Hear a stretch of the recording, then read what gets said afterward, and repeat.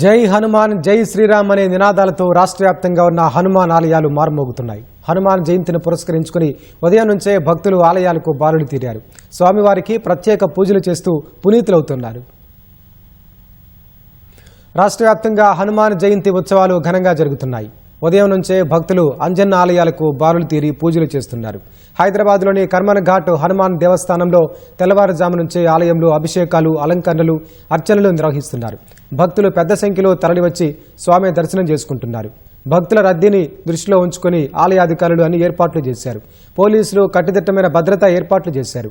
సికింద్రాబాద్లోని తాడ్ bund Veeranjaneya స్వామివారి ఆలయాన్ని వివిధ రకాల పుష్పాలతో సర్వాంగ సుందరంగా తీర్చిదిద్దారు. ప్రత్యేక పూజలు, అభిషేకాలు, హనుమాన్ చాలీసా పారాయణాలతో ఆలయం ఆధ్యాత్మిక శోభను సంతరించుకుంది. జయంతి సందర్భంగా ఆలయ పరిసర ప్రాంతమంతా జై శ్రీరామ్ నామస్మరణతో మారుమోగుతోంది. మేడ్చల్ ఎమ్మెల్యే మల్లారెడ్డి, మల్కాజ్గిరి ఎమ్మెల్యే మరి రాజశేఖర రెడ్డి స్వామివారిని దర్శించుకుని ప్రత్యేక పూజలు నిర్వహించారు.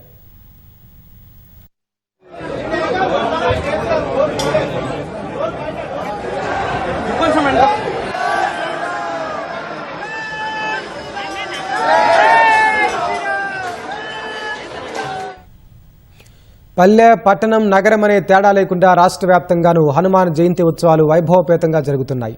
రాజన్న సిరిసిల్ల జిల్లా ఇల్లంతకుంట మండలం ముస్కానిపేట ఆలయంలోనూ ప్రత్యేక పూజలు నిర్వహించారు.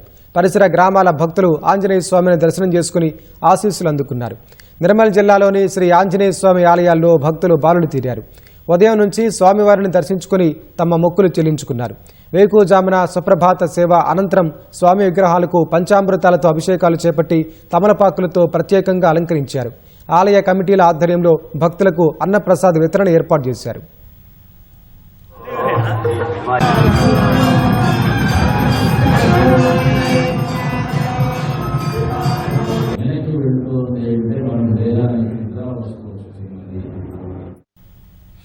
వేములవాడ రాజరాజేశ్వర స్వామి ఆలయంలో హనుమాన్ జయంతి సందర్భంగా ప్రత్యేక పూజలు నిర్వహించారు.